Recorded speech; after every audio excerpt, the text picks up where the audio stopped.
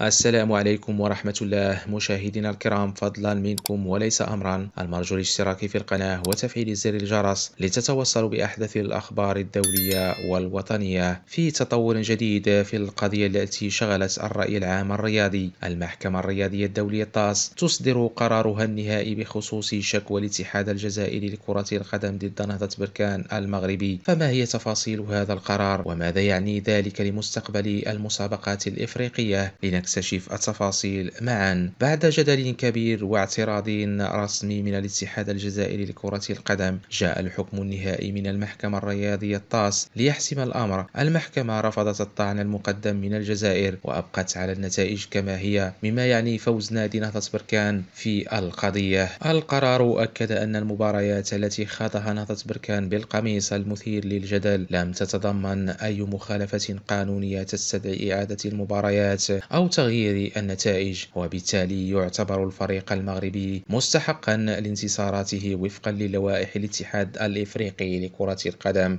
ردود الفعل تباينت بعد القرار، حيث اعتبر البعض انتصارا للعدالة الرياضية، بينما عبر أطراف أخرى عن استيائها من رفض الطعن الجزائري. فكيف ستكون تأثيرات هذا الحكم على العلاقات الرياضية بين المغرب والجزائر؟ وما هي الخطوات المقبلة التي قد يتخذها الاتحاد الجزائري لكرة القدم؟ العديد من المحللين الرياضيين أكدوا أن قرار الطاس يعزز من مصداقية المسابقات الإفريقية ويؤكد ضرورة احترام القوانين واللوائح التنظيمية، لكن هل يمكن أن نشهد استئنافا جديدا من الجانب الجزائري؟ الأيام المقبلة وحدها كفيلة بالإجابة. وختاما مشاهدينا الكرام، هذا كان تقريرنا حول قرار الطاس في القضية المثيرة للجدل بين الاتحاد الجزائري ونهضة بركان المغربي. ما رأيكم في هذا القرار؟ وهل تعتقدون أن هذا الحكم سيكون له تأثير على مستقبل المنافسات الإفريقية؟ شاركونا آرائكم في التعليقات، ولا تنسوا الإعجاب بالفيديو والاشتراك في القناة لمتابعة آخر الأخبار الرياضية. نراكم في فيديو قادم. شكرا على حسن المتابعة